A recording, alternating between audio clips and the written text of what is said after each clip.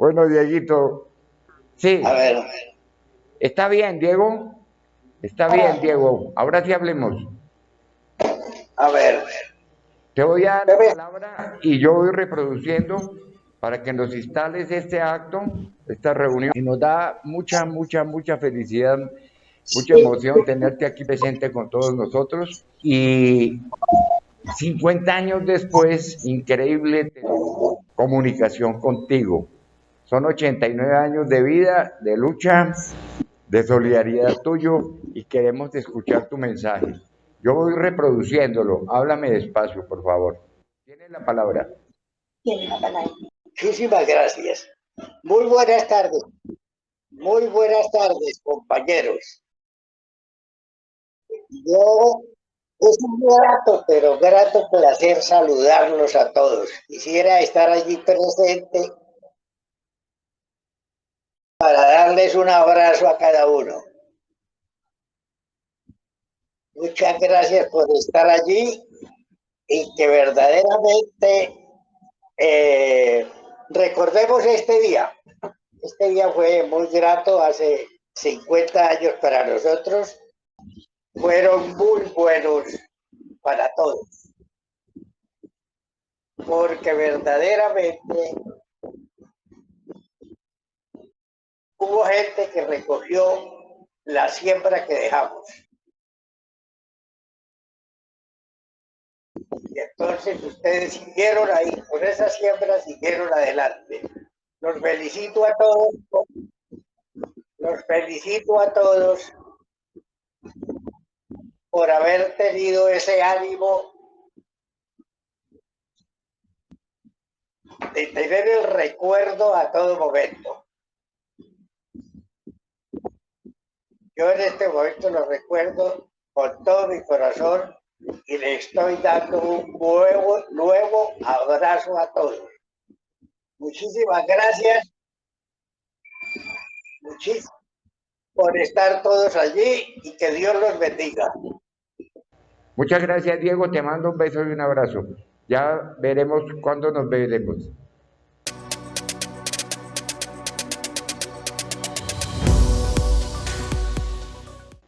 Gracias, Héctor, por estar acá. Gracias, Hernán Darío, por estar acá. Gracias a todos los que de visitante juegan hoy en la cancha para ser locales en esta reunión en la caja. Comencemos. Un actico es un pequeño clip que hicimos entre todos, por supuesto, pero que si no está Beatriz al lado nuestro, no se hubiera podido hacer. Entonces vamos a ver ese clip.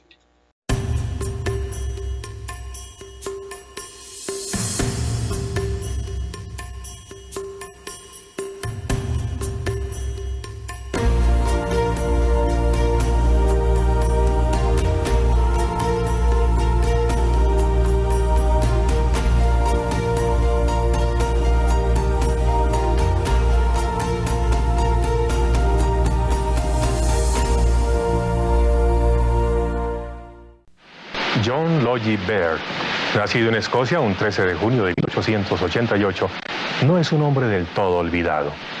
Es el creador del olvido, de lo olvidable. Es el inventor de la televisión, rectángulo luminoso que deshilacha nerviosamente la fibra del instante fugaz para quebrarlo en partículas brillantes y espectrales. La televisión, producto de una sociedad de consumo, arroja al aire centenares de programas hasta completar la emisión. A la mañana siguiente, otra tarea similar empieza a desplazar la anterior, y así siempre, hasta que el olvido sea la última memoria. Luz.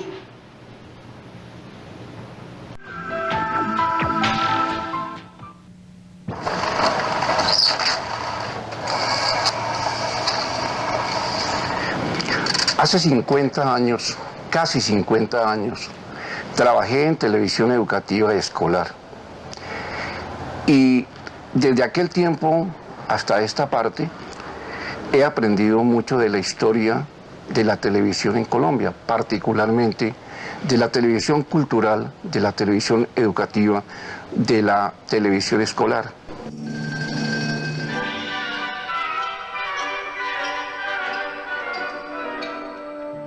Jorge propuso al interior de ACOTV diversas iniciativas y tareas que transformaron a nuestra organización y a nosotros mismos, colocándonos al lado de banderas de luchas dignas, fraternas y solidarias de los trabajadores y oprimidos de Colombia y el mundo.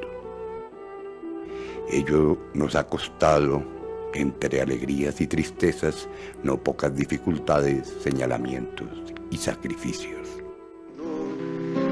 Y vencerán las balas de algodón, y vencerá tu voluntad de riel, con la hermandad que brota el corazón, perecerá lo amargo del ayer.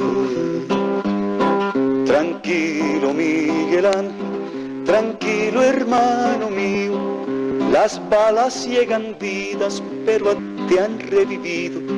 Sin ti la lucha es larga, se angostan los caminos, tu sangre derramada marcará nuestro destino.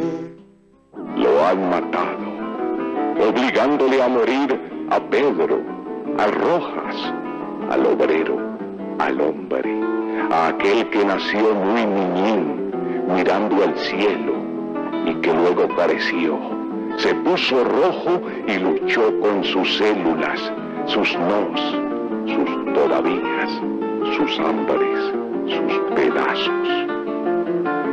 Lo han matado suavemente entre el cabello de su mujer, la Juana Vázquez, a la hora del fuego, al aire del balazo y cuando andaba cerca ya de todo. Pedro Rojas, así, después de muerto, se levantó, besó su catafalco ensangrentado y oró por nosotros y volvió a escribir con el dedo en el aire: ¡vivan los compañeros! Pedro Rojas. Su cadáver estaba lleno de mundo.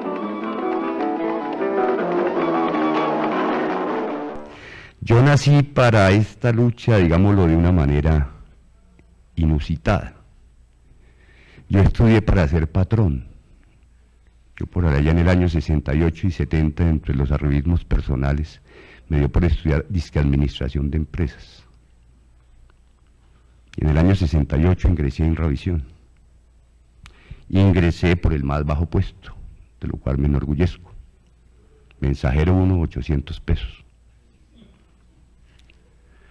Pero en el año 73, y esa es la razón histórica que reclamo, de la mano de Diego Hernández, Diego ya no era presidente del sindicato, fue nuestro primer presidente, yo no lo conocía.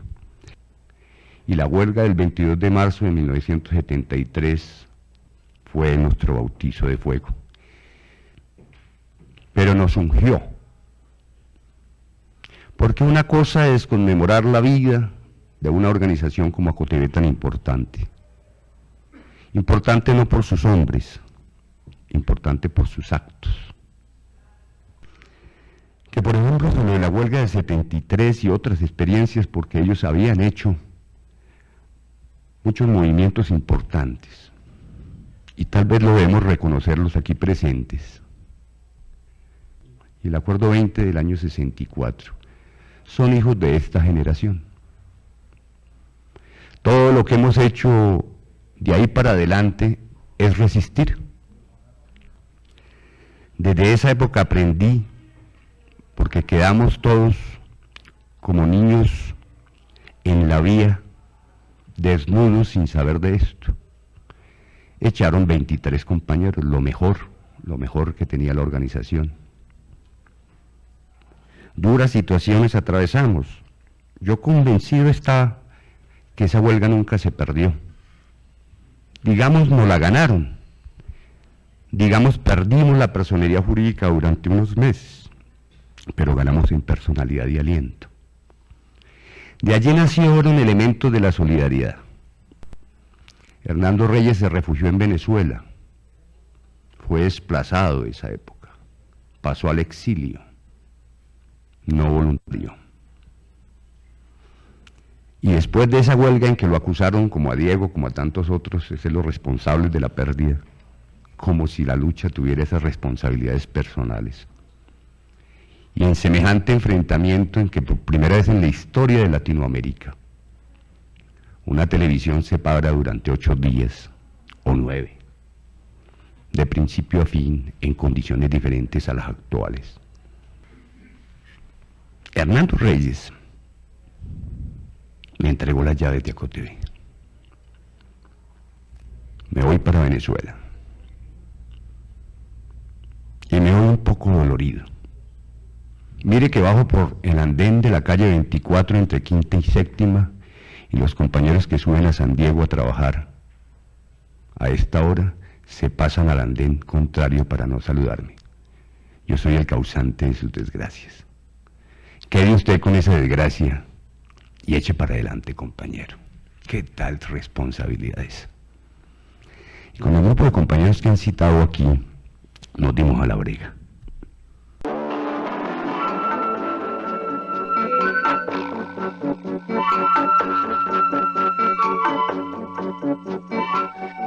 Todos tenemos derecho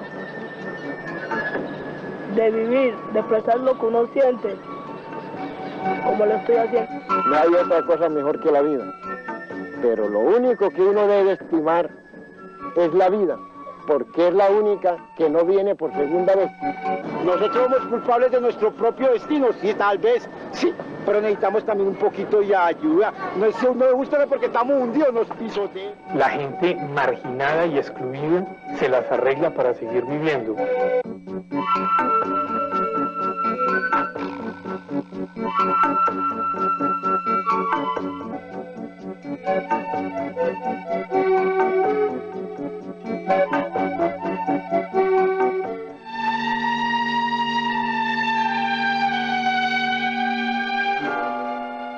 ACOTV ha sido reconocida y será recordada como una organización insignia en los peldaños de la solidaridad. Detrás de estos esfuerzos siempre estuvo Jorge, dándonos aliento, consejo, y de su inspiración nació en 1979 esa iniciativa monumental del programa del 1 de mayo. Escuchemos algunos fragmentos y coloquémoslos a manera de epitafio como una ofrenda sobre su tumba.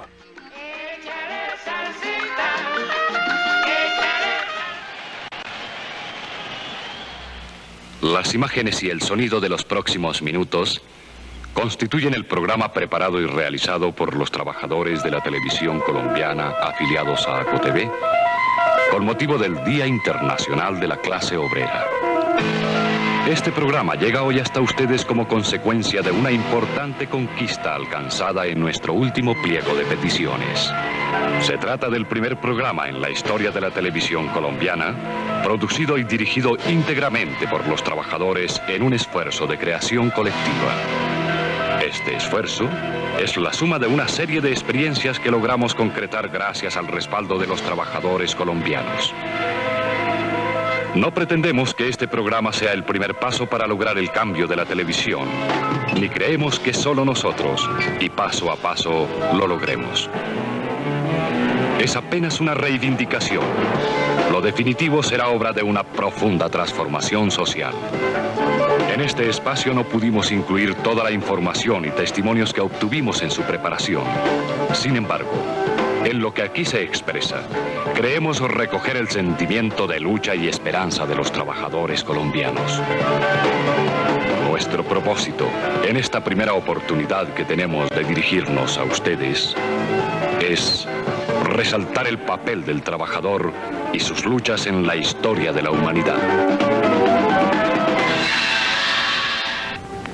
A usted, compañero trabajador, a su fatiga de todos los días, a su angustia y la de su familia, a su miseria, a su descontento y su lucha, y también a su esperanza, ofrecemos esta obra.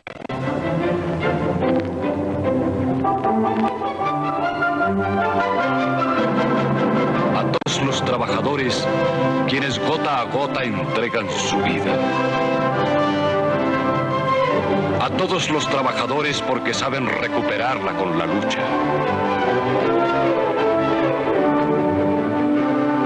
Por su victoria, que es la nuestra.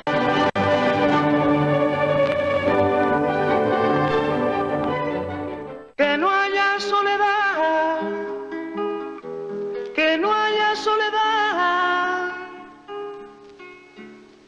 Vamos a andar para llegar a la vida.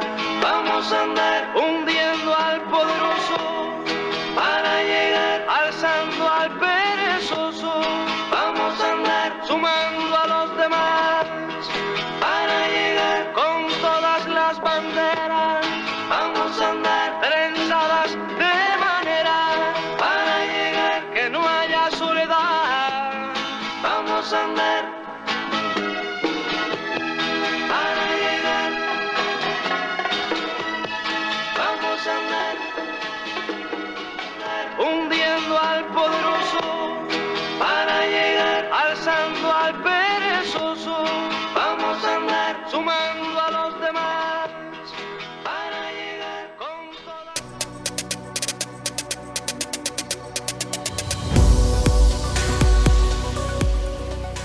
Hello, aquí es mi papá, Norberto Castro.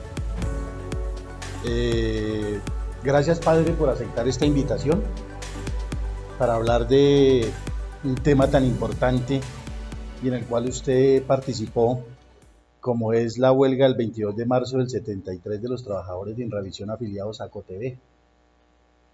Gracias por venir, papá.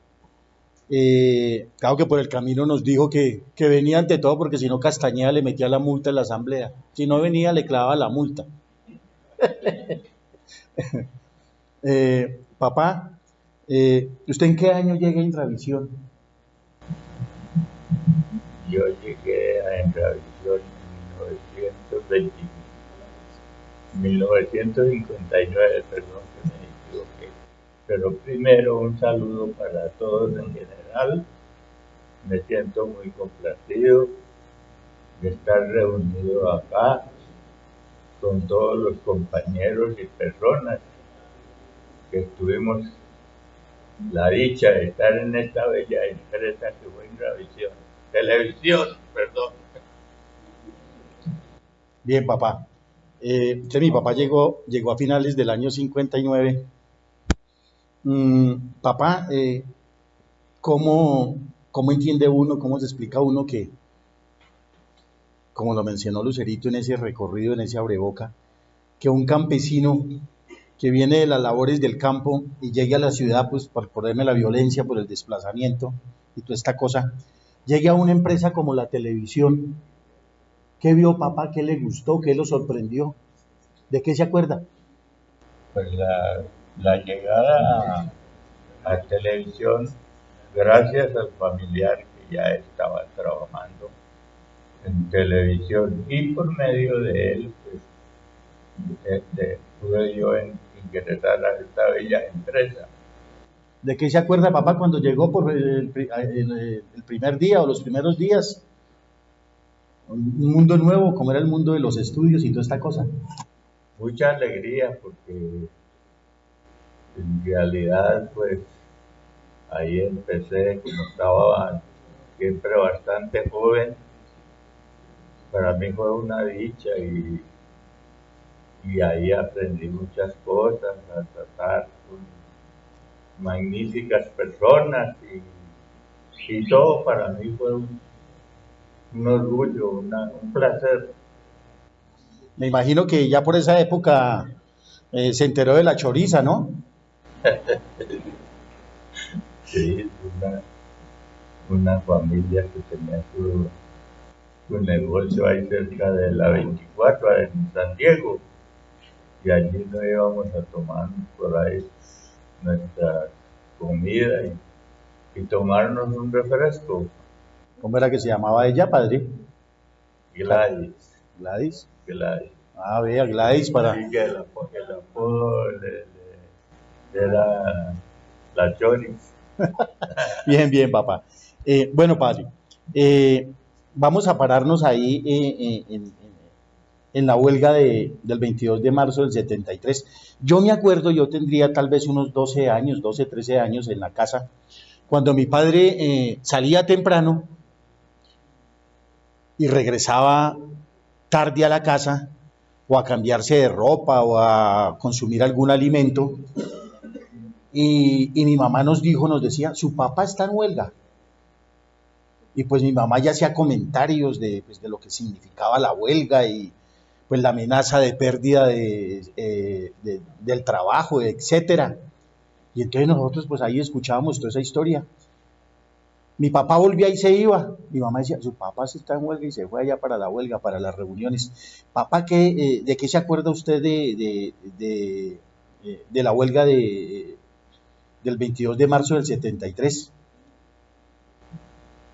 Pues me acuerdo que fue ahí que se empezó pues a cambiar la situación de la empresa y entonces ya vino la huelga que duramos como 6 días.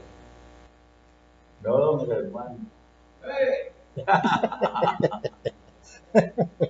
Cuando nos dieron el aviso que se había perdido la huelga, bueno, todo fue siempre una incomodidad, un sentimiento de haber perdido y ya se complicaron muchas cosas, se cambió muchas cosas y llegaron otras cosas que ya fue una lucha por haber perdido la huelga y tuvieron muchos inconvenientes.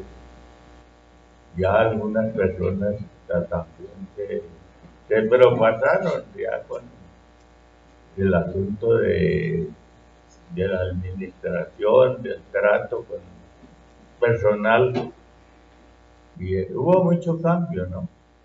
¿Qué pasó así? Que mi papá se acuerde obviamente, claro, se pierde la huelga, pues se viene todas las medidas de la empresa en contra de los trabajadores. ¿De qué se acuerda, papá? Pues me acuerdo de que después del aviso que nos dieron de la pérdida de la huelga, todo cambió. Totalmente, todo cambió. ¿Qué hacían y cómo trataban a los trabajadores? ¿Qué les hicieron hacer?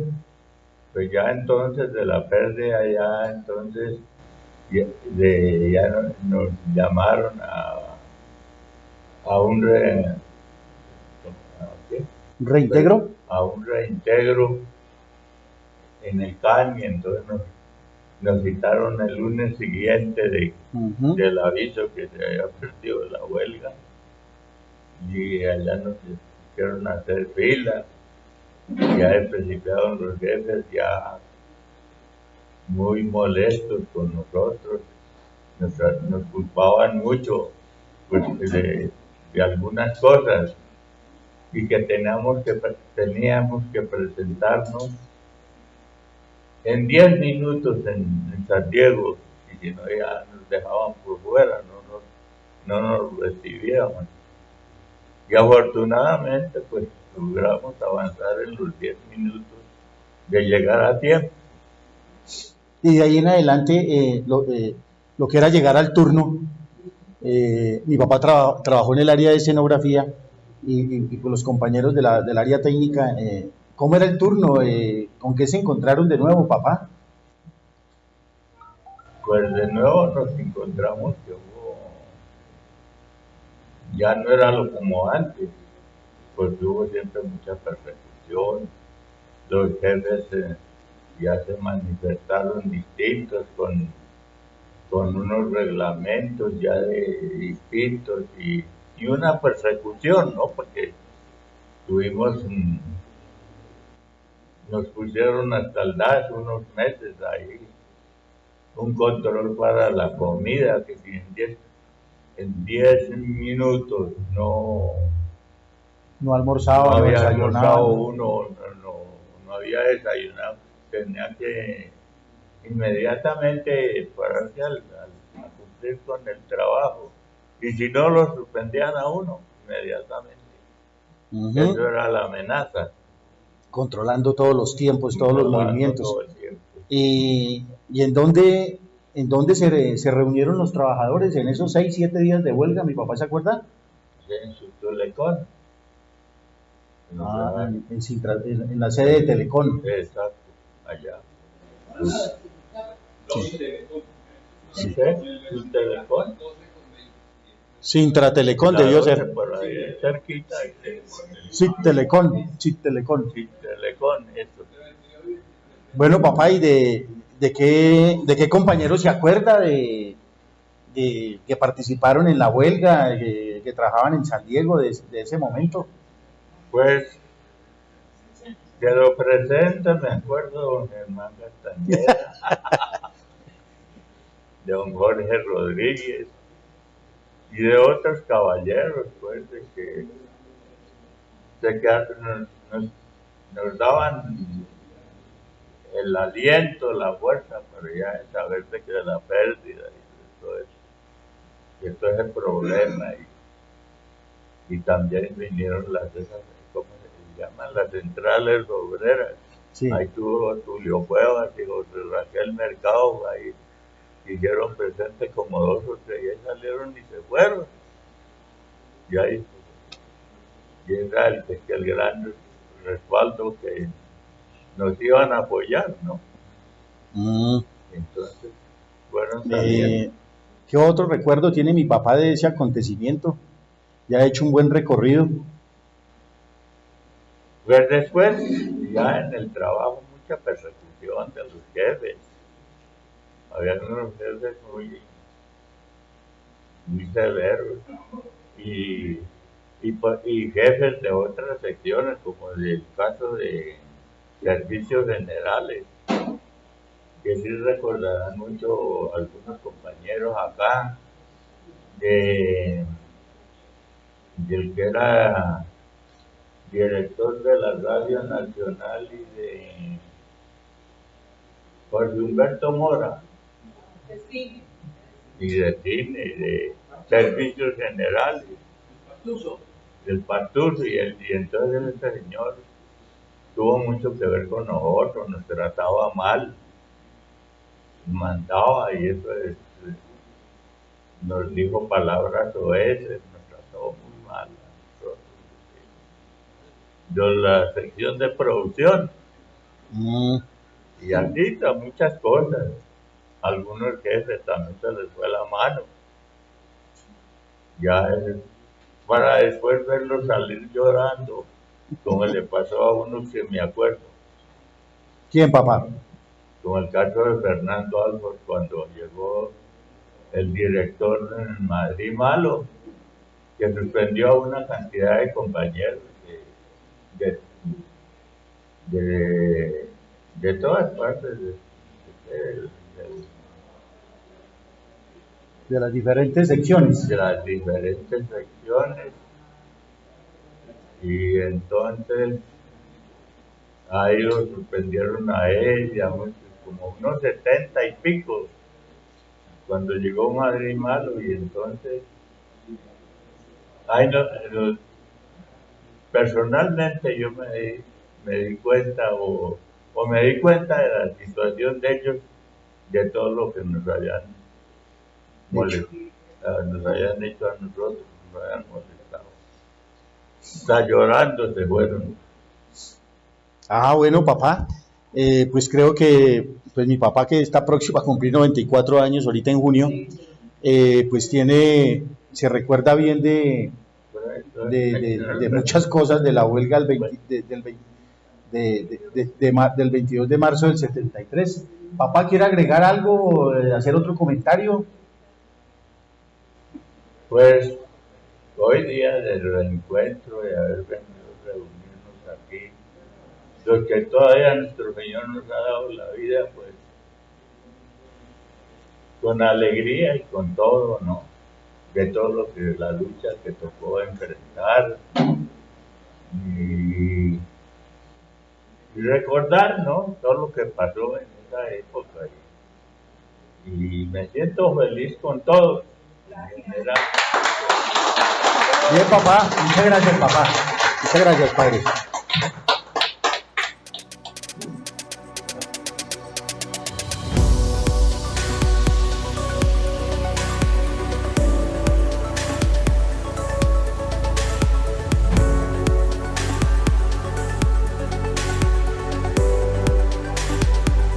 La de nosotros fue que bajo las órdenes de Diego nos enviaron al Rosal con Jorge.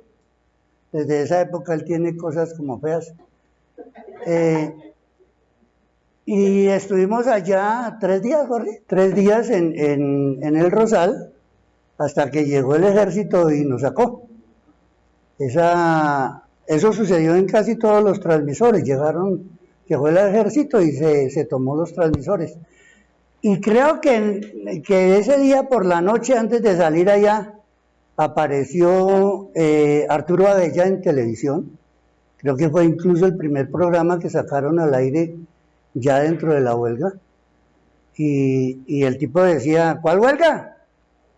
Aquí estamos. Y sí, no pudieron hacer sino 2 o 3 cosas, pero sacaron el canal al aire.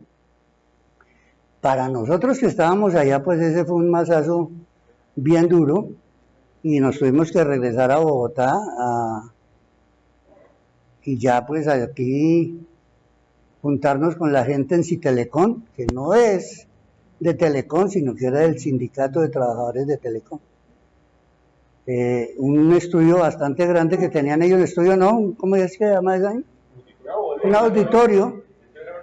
Un auditorio en muy mala zona además, carrera 2 entre calles 22 y 21, eso era zona de tolerancia también en esa época, pero allá se desarrolló la actividad y la permanencia de nuestra gente, y para sentirlo como algo grato para nosotros, la presencia de unos compañeros de la Universidad Nacional, el compañero Héctor Moncayo, que creo que se encuentra aquí, sí está allá.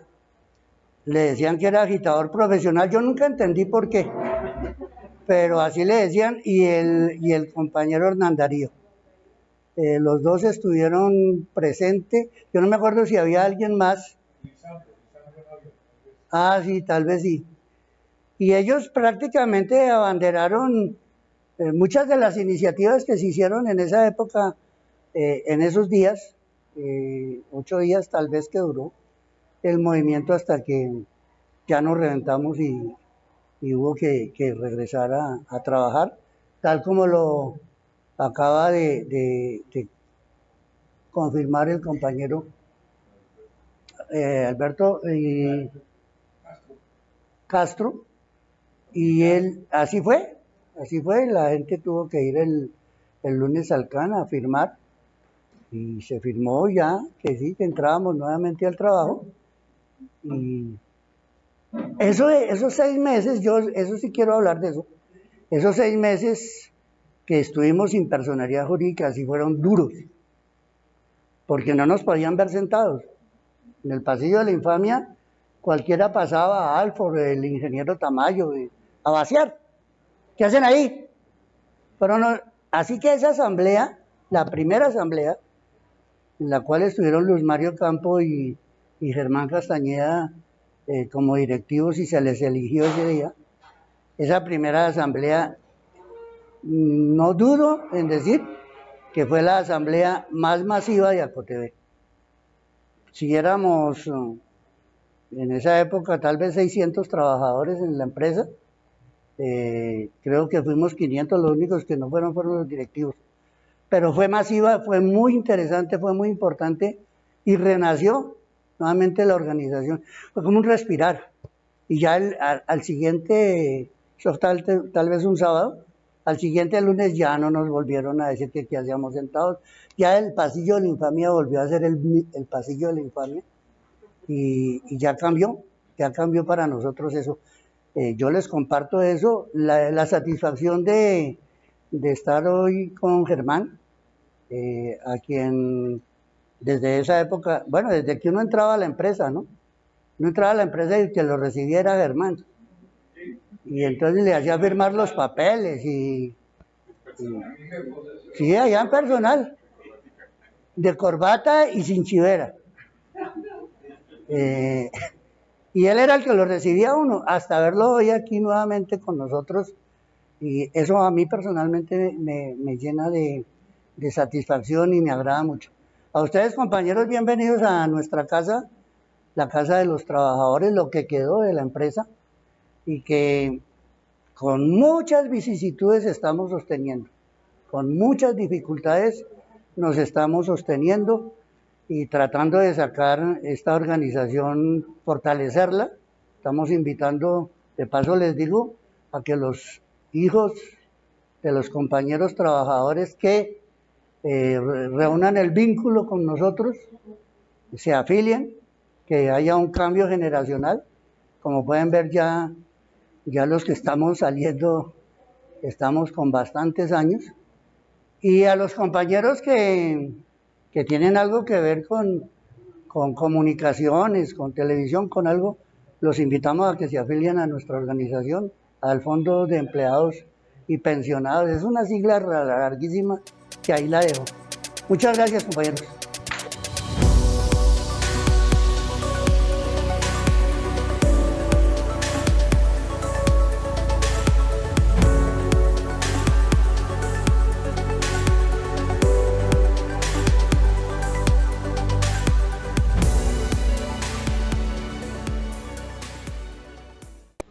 Leyendo unos fragmentos de un trabajo de sistematización que hicimos algunos 6 o 7 años, 6 años, para una tesis de maestría donde nos acompañaron 6 compañeros de ACOTV, compañeras, algunos no pudieron asistir a las reuniones. Una sistematización es un ejercicio de memoria colectiva para recuperar experiencias y dinamizarlas, potenciarlas. Creo que un poco lo que estamos viviendo hoy es parte de ese encuentro que hicimos hace unos 6 años, donde recapacitamos sobre la memoria y tratamos desde nuestras experiencias, compartirlas, interpretarlas, discutimos, nos reímos, nos pusimos de acuerdo en cosas, en otras no, y se notó la diversidad y también la unidad, que todavía ese afecto entrañable, tantos amigos que hicimos acá, no solamente acá, sino fuera, como el caso, yo conocí a Hernán Darío, por ejemplo, en Sevilla, en España, y la gratitud con ellos por acompañarnos siempre cuando estamos tratando de reflexionar y de potenciar ya esta tierna edad, como diría un amigo. Bueno, hay una pequeña introducción que quiero leerla como para poner en contexto. El trabajo se llama Sistematización de experiencias de ACOTV en defensa de la televisión pública. Este ejercicio de memoria de un grupo de integrantes y amigos de un sindicato de base independiente puestos en discusión, perdón que se me olvidaba porque tengo que usar gafas, nos permite revivir y recrear a partir de diferentes miradas en el acercamiento personal motivado desde emociones y sensibilidades humanas. Asimismo, reflexionar en particular acerca de las luchas acometidas en esas décadas por la defensa de las empresas públicas nacionales del sector y sus conquistas salariales, con el agravante y la peculiaridad de ser un sector como la televisión, donde están puestas en juego la información y la cultura. Las miradas coinciden en cuestionar la precariedad del sistema democrático en Colombia, las miradas del grupo que hicimos la sistematización, ¿cierto? Que corresponde al férreo control político y económico en el que se ha desarrollado la industria de la televisión en Colombia. Su oferta programática reducida a los relatos sin crítica y fuera de contexto de la realidad que agobian día a día a la mayoría de los televidentes, empobrecidos con excesivos anuncios publicitarios donde se delata la ambición mercantil de los dueños y propietarios del medio. Bien, entonces este trabajo tiene una cronología que se dividió en 5 periodos históricos. Del año 54 al 62 hay una fuerte presencia del Estado a través de los gobiernos y un mercado oligopólico de los primeros anunciantes y programadores vinculados al medio televisivo. Se prefirió traer programación enlatada a permitir inversión extranjera. Se consolida un mercado nacional y surgen los gremios empresariales y de trabajadores. Se trata de una orientación desde el gobierno de tipo caudillista y populista. El general Rojas Pinilla fue el fundador, ya lo saben ustedes. En 1957 se funda ACOTV y ya en el 59 Fernando Gómez Agudelo, primer director de la televisora nacional, se establece como empresario y trae un telecine o escáner para proyección de películas por televisión que instala en la sede de San Diego de la televisora nacional, disminuyendo las fuentes de trabajo de actores, productores, coordinadores, escenógrafos, etc. Allí se inician las primeras reclamaciones y protestas de los gremios en cabeza de ACOTV, Círculo de Actores, SICA y ADECOL. El segundo periodo es del 63 al 70, que hace parte de lo que llamamos el Frente Nacional, que fue del año 58 al 74, y marcan una continuidad del poder del Estado sobre la televisión en la alternancia del gobierno por 4 años del bipartidismo liberal conservador y con un plan de desarrollo concedido a inicio de los años 60. En el año 63 se cambia de Radiotelevisora Nacional a Inravisión, y allí se canaliza el poder del Estado en la televisión y se afianza el denominado sistema mixto. Aparece la primera licitación de televisión y el primer canal privado. Y ya comienzan los exdirectores de la televisora nacional a crear la programadora privada de RTI, como fue el caso de Fernando Gómez Agudelo. Se da inicio así a la denominada puerta giratoria en la televisión, es decir, que funcionarios que estaban al frente de la empresa estatal pasan a ser programadores, a hacer negocios como anunciantes de la televisión. Simultáneamente se fortalece la lucha gremial en la conformación del CAI, Comité de Acción Intergremial. ACOTV conquista jornadas restringidas de trabajo para cargos de operación técnica con el Acuerdo 20 del 64, lo cual es mal visto por las empresas privadas de televisión. Se da la primera huelga de artistas en la televisión y se aplica la censura informativa en el fraude de las elecciones presidenciales del año 70. ¿Recuerdan ustedes, no? Cuando de la noche a la mañana aparece ganando Misael Pastrana, iba ganando Rojas Pinilla, ¿no? Bien, el otro periodo es del año 71 al 79, que es un periodo de agitación social poco similar al que estamos viviendo hoy.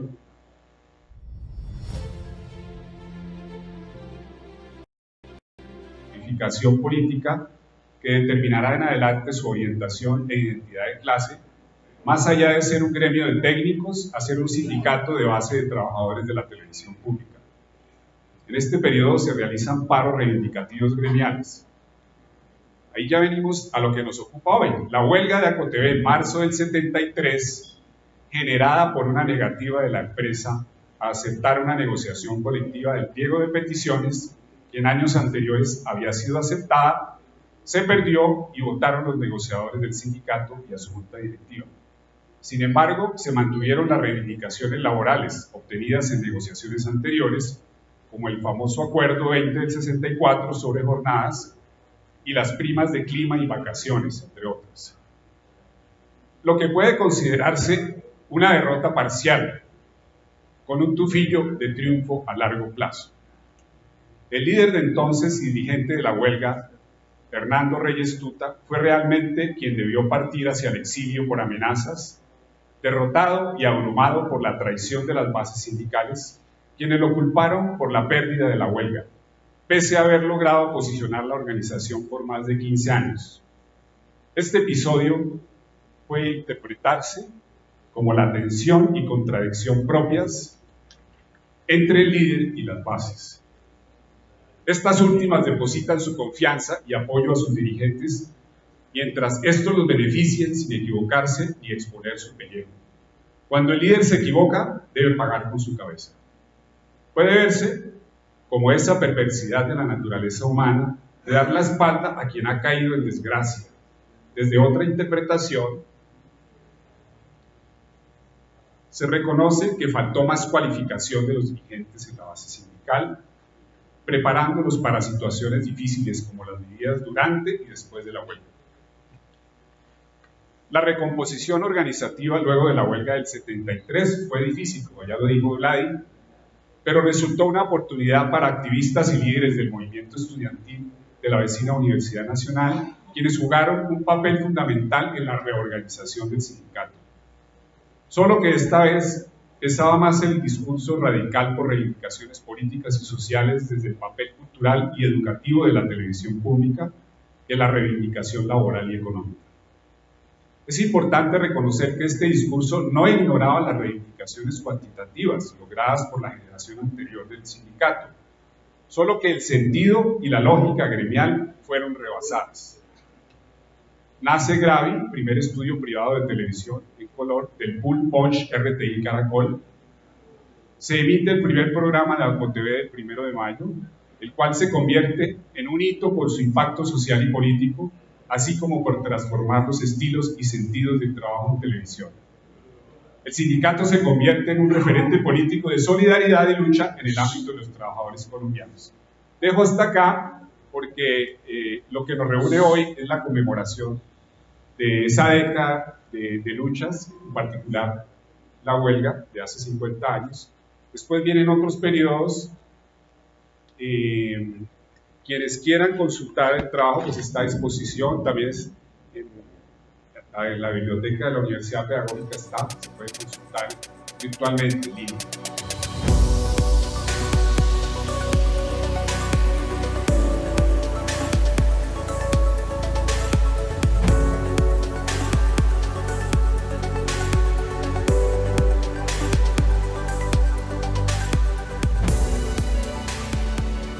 Bueno, Dali ya se refirió a nuestros invitados especiales, compañeros que siempre han estado acompañando, apoyando, orientando la lucha de los trabajadores afiliados a ACOTV. En el video inicial vimos unas imágenes de un compañero, del compañero Miguel Ángel. Hernán Darío, en esa época, escribió una columna que salió por el periódico El Tiempo. Por aquí están nuestros archivos. Entonces, Darío, bienvenido nuevamente, y para que nos cuente toda esa historia de ese momento, de ese hecho tan tenaz como es la pérdida de un compañero. Y también Darío estuvo acompañando a los trabajadores en el momento de la huelga. Entonces, Darío, bienvenido. Gracias, hombre, Fernando. Pues de verdad es muy grato, muy conmovedor y un abrazo a todas y todos. Ya somos como 3 generaciones, de algún modo, que felizmente podemos estar aquí compartiendo. Primero que todo, una claridad: yo no estuve en la huelga, realmente fue Héctor Moncayo y otros compañeros como Lisandro, creo, ¿cierto? Héctor Lisandro estuvo también al principio. Yo llegué un poco después, justo al proceso de recomposición del sindicato. A finales del año 73 nos encontramos justamente con Héctor y otros compañeros, fundamos una tendencia política, no solo en el movimiento estudiantil, sino también en el movimiento sindical y de maestros, y en fin. Y ahí es donde de algún modo pues pude tener esa suerte y esa camaradería, esa fraternidad, esa hermandad que fue todos esos años en ACOTV. Antes de venir hoy me dio un poco de pena traerlo y no lo hice. Una plaquita que ACOTV nos dio en el año 79, conmemorando, no sé si una década o en todo caso unos años, a propósito del programa del 1 de mayo. Sobre el asunto de Miguel Ángel, que siempre es un duelo que ahí llevamos a cuestas, fue realmente un golpe muy duro. Recuerdo ahora la redacción de ese texto que salió publicado, creo que en El Tiempo o en El Espectador, que está por ahí en uno de estos cuadros, allá está. Lo redactamos con Germán y Esperanza, con quien su compañera de entonces, en el apartamentico que Germán tenía ahí en la Macarena. Toda una noche me acuerdo en una maquinita mecánica, redactando, escuchando el poema de Miguel Hernández cantado por Serrat, del cual sacamos el epígrafe y el cierre del texto. No encontrábamos palabras para asimilar ese duelo tan grande. Recuerdo que la velación de Miguel Ángel fue muy dura, muy dramática. Algunos compañeros se empeñaron en que había que subirlo hasta el piso de la sede de ACOTV, que era ahí al frente de Inravisión, cuarto o quinto piso. Todavía existe ese edificio. Y esa subida fue realmente dramática. Después el desfile con el catafalco, digamos, el ataúd y el entierro, fue una pérdida enorme. Yo quisiera aprovechar un minutico más para decirles que si alguna memoria estaba yo haciendo de lo que fue ACOTV en esa época, en esa década, hace 50 años, primero la reconstrucción, como ya bien lo dijo Daniel, ACOTV pasó de ser una asociación de técnicos de televisión a ser una asociación de trabajadores de televisión, dentro de los cuales obviamente estaban los técnicos, pero fue un proceso que reveló lo que después el desarrollo del capitalismo en el mundo mostró, y es que la fuerza de trabajo, el proletariado, los trabajadores cada vez eran más técnicos, cada vez han venido siendo más asociados a lo que llaman algunos ahora el cognitariado, el proletariado del conocimiento, del manejo de la tecnología, etcétera, y en eso ACOTV como Telecom, como CIT Telecom o como los petroleros fueron de verdad vanguardia en afrontar unas transformaciones que el proceso de dinámica del capitalismo iba imponiendo a la composición de la fuerza de trabajo, a la composición de la clase obrera. Y en ese sentido fue siempre un aprendizaje de poder compartir ese proceso y de cómo la base obrera, la base técnica de Inravisión supo irse adaptando a esas transformaciones. Segundo elemento que quería destacar es el Canal 3, el de capacitación popular, donde justamente trabajaba Miguel Ángel, donde trabajaba Vladimir especialmente, además de que era camarógrafo, otros compañeros que ya no están, como Jorge Rodríguez, como Martín Acevedo, recordemos las Milcíades, el querido Milcea, Miguelito, Miguel Gómez, que era realmente un equipo valiosísimo. La tarea que ellos hicieron en la educación de este país a través de la televisión fue brutal, fue realmente muy impresionante por las coberturas, hicieron un relevo de lo que de algún modo hacía Radio Sutatensa, que estaba en manos de la iglesia, aquí ya era en manos de gente civil, de gente lejos, digamos, de los contenidos educativos, prisioneros de toda una visión del mundo. Aquí en cambio era una apertura hacia la modernidad, una apertura hacia otras lógicas de valoración del trabajo, etcétera. Finalmente, de lo que yo siempre recuerdo, los programas del 1 de mayo fueron también un aprendizaje. Ahí yo quiero hacer un reconocimiento muy especial a todos los que participaron, además de algunos que hemos nombrado y de algunos camarógrafos.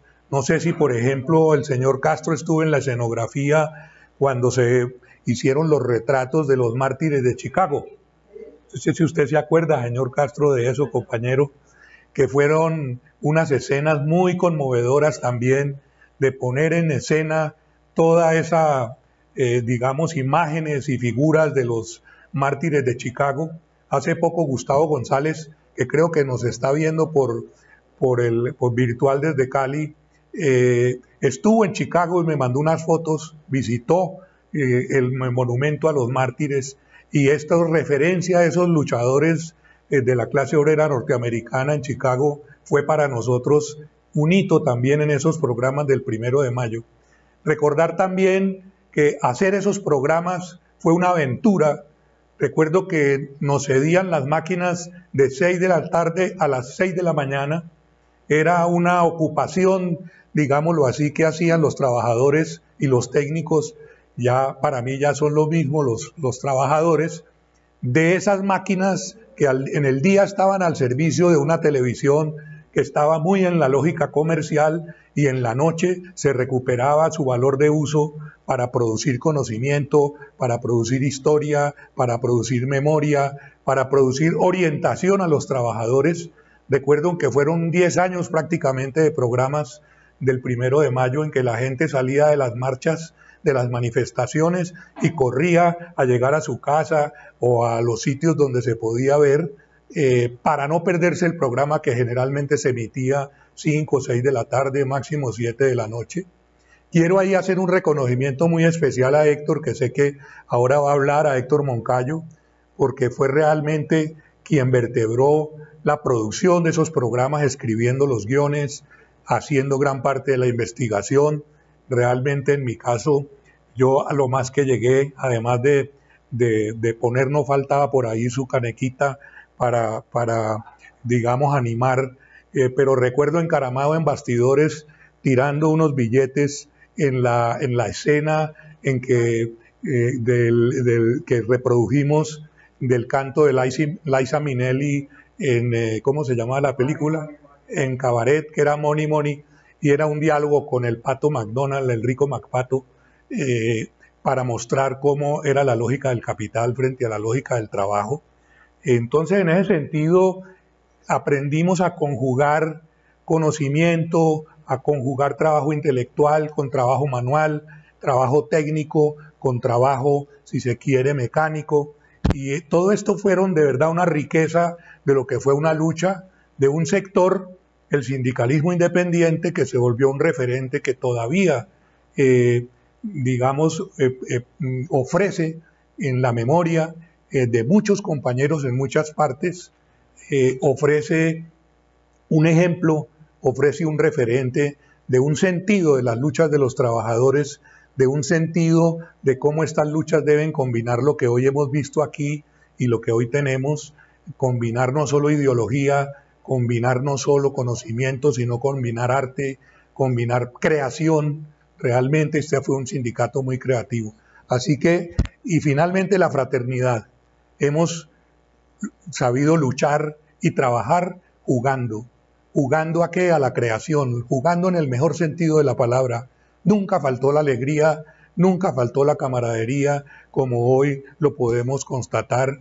Nunca ha faltado una hermandad que nos tiene aquí a estas horas de la vida, todavía soñando con que esto lo vamos a cambiar. Muchas gracias.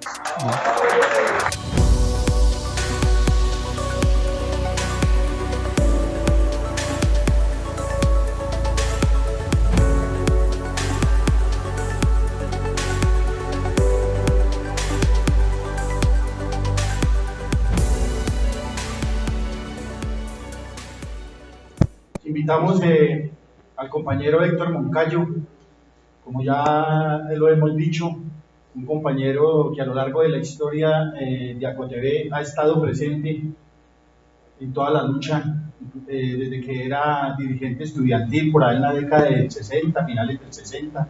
Obviamente participó en la huelga del 22 de marzo del 73. Héctor, bienvenido una vez más. Me encanta ver nuevamente caras conocidas, entrañablemente apreciadas desde hace tanto tiempo, sobre todo muchas y muchos que no veía desde antes de la pandemia, y me satisface mucho compartir con todos y con todas esta conmemoración, celebración también de la huelga de 1973. Voy a tratar de ubicar el significado de esa huelga a partir no solo de lo que viví, sino también de muchas reflexiones que hemos hecho todos en todos estos 50 años. Voy a empezar con una obviedad. Hoy casi todos estamos viejos y viejas. No sé los que están conectados ahora o que están viendo en YouTube este evento, pero la gran mayoría pues ya tenemos canas. Y en ese entonces éramos jóvenes. Yo tenía 23 años. Pero lo que yo quiero señalar es que incluso muchos de los viejos de hoy y en ese entonces jóvenes ni siquiera habían entrado a Inravisión, de los que están aquí, e incluso muchos de los que están y habían entrado a Inravisión no eran de la dirección sindical, ni el mismísimo Germán Castañeda. Quienes estaban ahí, como se ha mencionado, pues eran otros. Muchos de ellos ya no los tenemos. Ahora no los tenemos aquí. Yo celebro que hubieran hecho la conexión con Diego Hernández, uno de los dirigentes de la época. Estaban Justo Jairo Merchán, estaba el Gordo Maecha, a quien mencionó ahora Vladimir, quien también fue presidente de ACOTV, era joven y tampoco era dirigente sindical en ese momento. En fin, y había otra línea, una segunda línea, donde estaba Luis Mario Campo, Samuel Correa, el Tieso. Bueno, había varios que estaban también en la organización sindical, en ACOTV. Asociación. Este punto es importante, porque ese fue uno de los motivos de las luchas en aquel entonces.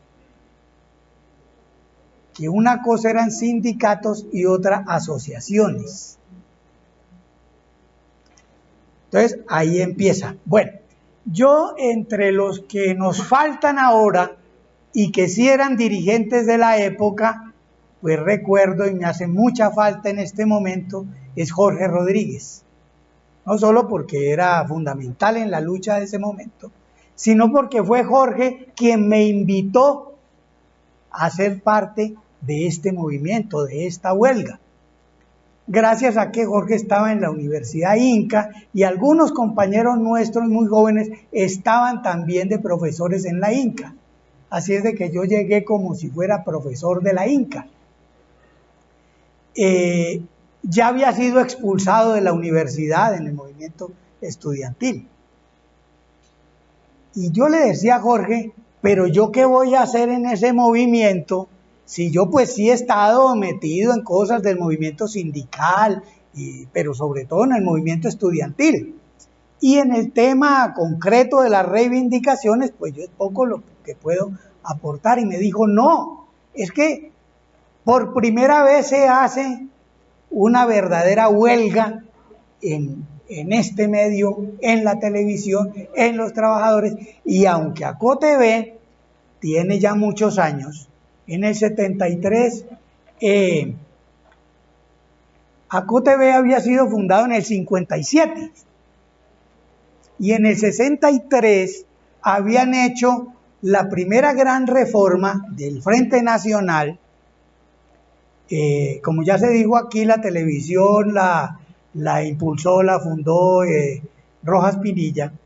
Cae Rojas Pinilla, entra el Frente Nacional y entra en un momento de indefinición, que antes era la Televisora Nacional, como una parte de la Presidencia de la República, es decir, hacía parte del sistema de propaganda de la dictadura militar.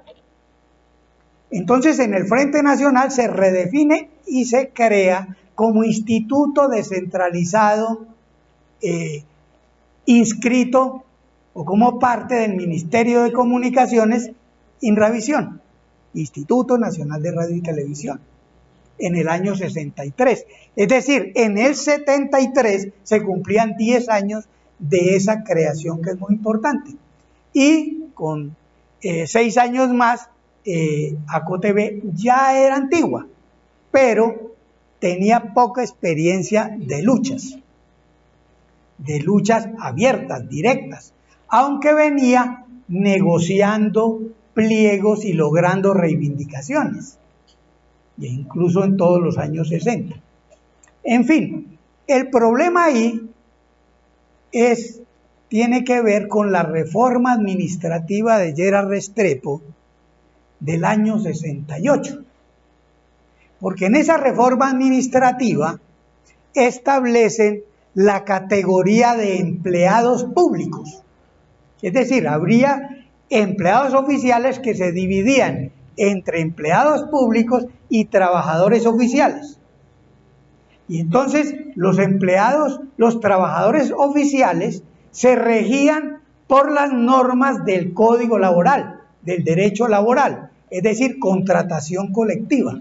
Por lo tanto, podían tener sindicatos, podían negociar, podían incluso hacer huelga y lograr sus reivindicaciones. En cambio, los empleados públicos no tenían derecho sino a formar asociaciones con un carácter no sindical, a presentar solicitudes respetuosas y hacer algunos acuerdos. Toda la lucha después del 68 del movimiento obrero y sindical colombiano fue precisamente en contra de esa clasificación que perjudicaba a los trabajadores. Y entre esos perjudicados estaban los trabajadores de Inravisión. La condición era pues ambigua, porque no se definía realmente si eran empleados públicos o trabajadores oficiales. Porque claro, había el argumento de que la televisión es un servicio comercial o industrial, entonces podría ser una empresa industrial y comercial y todos serían trabajadores oficiales. Pero aún así tenían la escapatoria de decir sí, pero los técnicos y no los administrativos. Un ingrediente adicional que genera más concretamente la huelga es que en la misma reforma administrativa y especialmente en el 69 establecen, la reforma administrativa quería sostener la posibilidad de que la definición de jornadas, salarios y estructuras del empleo fueran definidas por las juntas directivas de los establecimientos. Eso se cayó y quedó que las estructuras de trabajo, de personal y de salarios y jornadas las definía como norma general el Congreso de la República. De tal manera que Inravisión perdía la posibilidad, y ya Daniel mencionó el 20, que era el que establecía la estructura de los trabajos y de jornadas en Inravisión, cosa que era muy importante porque al igual que en Telecom, por ejemplo, ciertos trabajadores técnicos y operadores, en el caso de Telecom, las operadoras, tenían jornadas de trabajo inferiores a las 8 legales. Es decir, había una estructura que era de el trabajo, pero también salarial y también de jornadas, cosa que se había ganado.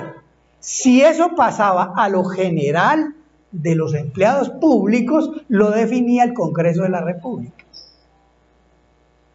Entonces, se había perdido una serie de cosas y ya había habido huelgas. Entonces, la huelga en Inravisión tiene esa primera importancia, que continúan las huelgas de los trabajadores del Estado que ya venían desde los 60 y especialmente desde la reforma administrativa del 68. Pero tiene otra importancia y es que ese periodo yo lo llamo un punto de inflexión. Son 3 años claves. 71, 72 y 73. El 71 está caracterizado por la lucha de movimiento estudiantil, maestros, trabajadores de los servicios públicos, de empresas públicas y trabajadores del Estado. Pero había habido un receso, sobre todo en trabajadores fabriles. Lleras Restrepo fue especialmente enemigo de los trabajadores. Los llamaba, cosa curiosa, recogiendo una frase del propio Federico Engels, lo llamaba la aristocracia obrera o aristocracia de overol, decía Carlos Lleras. Bueno, entonces hubo esos 3 años, 3 huelgas significativas, aparte de los maestros, pero eran 71 los petroleros, 72 Telecom, 73 Inravisión. O sea, lo más importante de ese punto de inflexión, porque ese punto era una reacción contra toda la represión con la que habían matado o acabado con el ascenso obrero de los años 60. Repito, Carlos Lleras. Y ahí se había llegado a un punto muy grave de retroceso en el derecho laboral. Y es que primero se había prohibido la huelga en los servicios públicos, sin definir qué cosa era servicio público.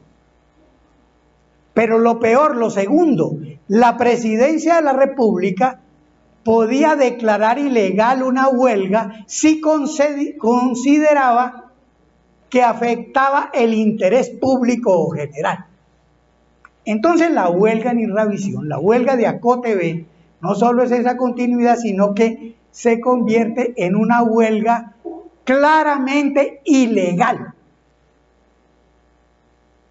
Por eso enfrenta una reacción brutal. Se declara ilegal la huelga y se utiliza el recurso que tenían, que era prohibir, suspender la personería jurídica y cancelar los fondos de la asociación. A eso lo aplicaron. Entonces, ACOTV, los trabajadores de la televisión, logran hacer una huelga ilegal, pero no porque se volvió, no porque por cualquier razón política, no, se declaró a sabiendas de que era ilegal. Después se hizo popular el dicho, y legal es la huelga que se hace. Pero entonces eso mostró una segunda mérito de la huelga de la televisión en ese periodo que lo llamo punto de inflexión. La tercera cosa es que es una huelga que por definición fue, si se quiere, heterogénea, plural. ¿Por qué? Porque en primer lugar pues era plural la configuración de la televisión. Por eso es que era difícil definir si era servicio, industria, comercio, entidad pública, ¿qué era? Porque claro, estaba el personal que trabajaba en la técnica, estaba el personal administrativo, estaba el personal que trabajaba en estaciones transmisoristas, estaba la gente que trabajaba, muchos eran trabajadores independientes o trabajadores de las programadoras que ya existían, especialmente RTI, Punch, Caracol, que era toda la gente que trabajaba en periodismo, presentadores y animadores, que era muy importante. Pero al movimiento se vincularon también los actores y actrices. Presidenta del SICA era en ese entonces Rebeca López, que vive todavía, ¿no? Ella era la presidenta, y varios de los actores participaron. Entonces se creaba ya un movimiento que era por definición plural.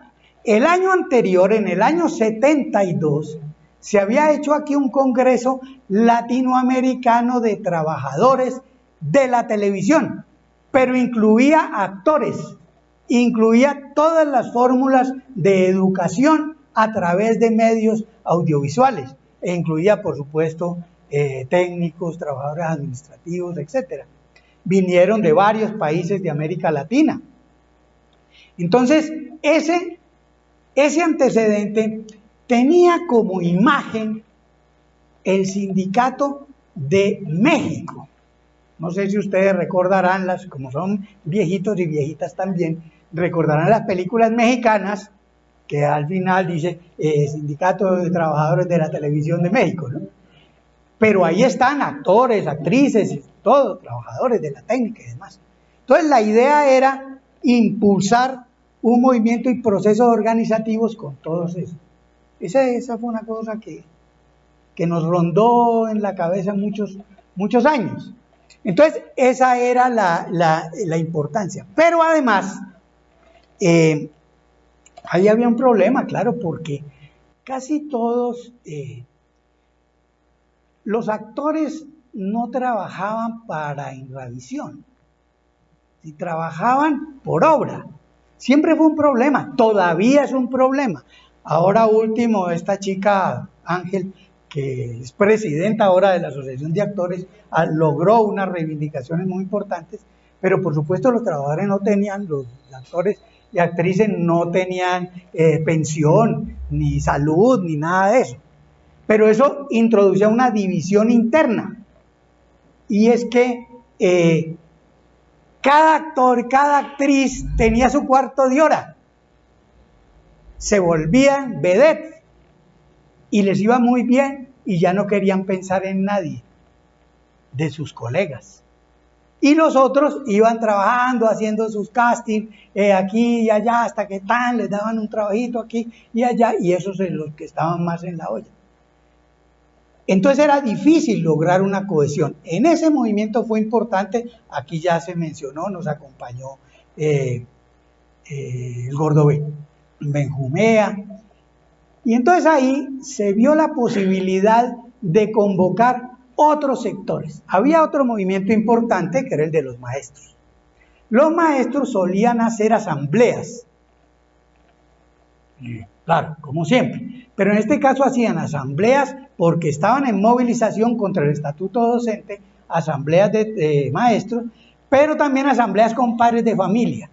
Entonces nosotros hicimos unas brigadas e íbamos a los eventos de los maestros a explicar las razones de la huelga en la televisión. Yo recuerdo haber ido a varias de esas asambleas, iba con el Gordo Benjumea, iba con Sánchez, eso era muy chistoso. Sánchez era coprotagonista de una telenovela que en ese momento era muy famosa, que se llamaba La Perla. Entonces, por supuesto que terminábamos de hablar y todo eso, se dañaba la asamblea y llegaban, oiga, ¿y qué? ¿Y siempre se va a casar la muchacha con este? Y nosotros no se puede decir. Entonces, eso logró generalizar la importancia de esa huelga entre los maestros. Y ahí viene la tercera contribución, no solamente lo plural. Y es que mostró que esta lucha de los trabajadores, y en este caso trabajadores del Estado, era importante para el país. Tenía una importancia política, si se quiere.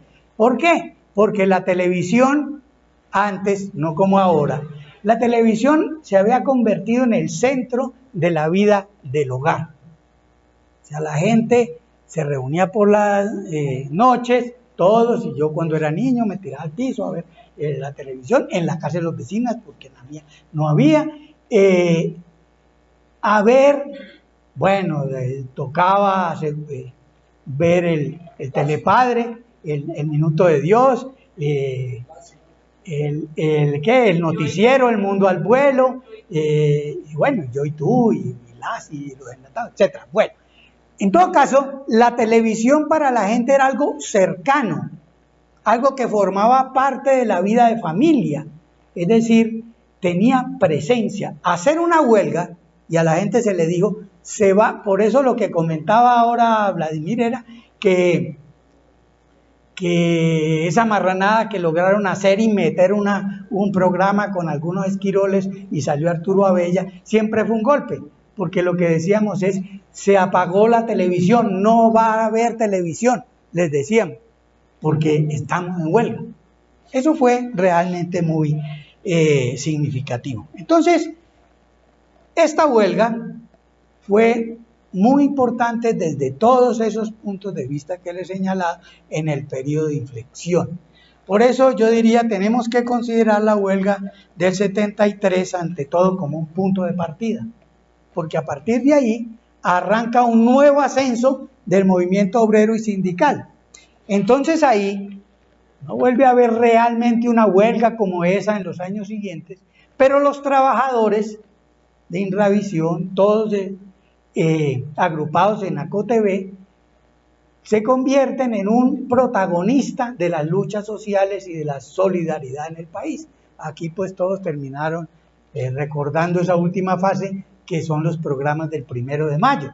Pero el papel, por ejemplo, de ACOTV en las luchas del 76, que fue un año cumbre, la presencia de ACOTV en el Comité de Solidaridad Nacional, toda esa historia de los años 70, entonces Germán, Vladimir, Daniel, todos los que estuvieron encabezando ACOTV, pues fueron algo. Entonces fue un punto de partida. Efectivamente, ahora yo recuerdo, con eso termino, que como le decía yo a Jorge, pues yo de eso de reivindicaciones, porque esta carreta que les conté ahora, jurídica, esta la vine aprendiendo después. En ese entonces yo no era que supiera mucho de eso. Yo lo oía, yo lo aprendí con Reyes, todos le llamábamos cariñosamente el Negro Reyes, que era el presidente, era caudillo, típicamente caudillo. Todo el mundo, bueno, los latinoamericanos tenemos una tendencia caudillista. Entonces, aprendí muchas cosas, pero en lo que era el movimiento, yo recuerdo una asamblea, no sé si algunos, el compañero aquí el señor Castro, no sé si quienes me están escuchando recordarán, allá en esa casona de Telecom, una asamblea, y entonces fue un periodo crítico. En ese periodo crítico, entonces yo les decía ahí, pedí la palabra, por ahí hay una foto que estaba en la antigua casa de ACOTV, en la última casa de ACOTV, donde se ve la junta directiva y estoy yo ahí en un ladito. No tenía barba en ese entonces, claro. Entonces, en el movimiento, entonces yo les dije, es que todo movimiento pasa por varias fases, ¿no? Nacimiento del movimiento, luego la parte de la euforia, la cumbre de las movilizaciones, de la lucha y todo eso. Luego viene una parte crítica, un pequeño descenso, pero esa es la parte fundamental, la parte en que se define hacia arriba o hacia abajo. Esa es la parte, les dije yo, a la que están llegando ustedes. Y entonces ahí el último esfuerzo es importantísimo porque define si el otro, en este caso la patronal, cede o si cedemos nosotros y perdemos.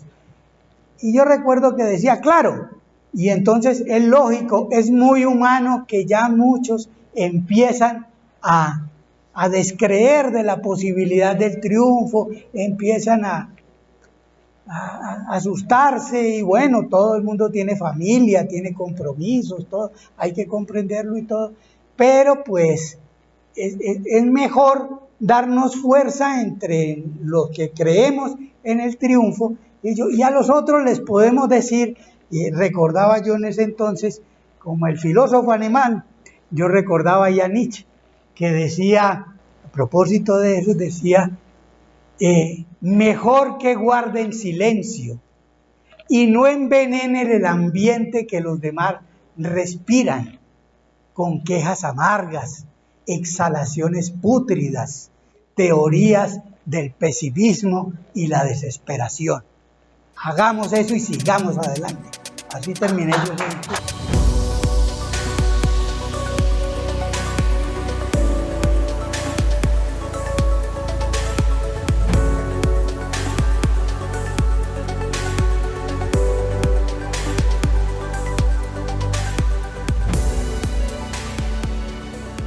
Bueno, terminemos como comenzamos, para que el olvido no sea la última memoria.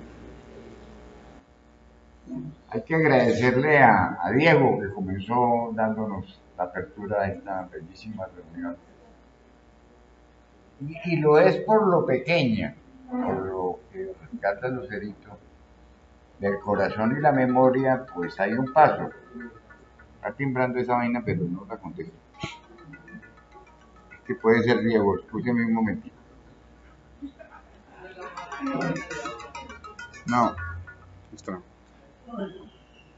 Bueno, y entonces el sumo y la suma de afectos que nos reúnen acá daba para que valdría la pena hacer esta conmemoración, celebración episódica y que nos juntáramos por los recuerdos de antaño, como bien lo han hecho cada uno de los que han intervenido, y siga corriendo esa sangre de antaño por nuestras venas ya viejitos como estamos, pero aló, sí, pero con la misma energía del 73. Los invito a ese brindis y muchas gracias por haber venido todos. Se nos enaltece tenerlos aquí, nos enorgullece tenerlos acá. Sabemos que queda mucho por andar todavía. Bienvenidos todos. Brindis por todos. Salud.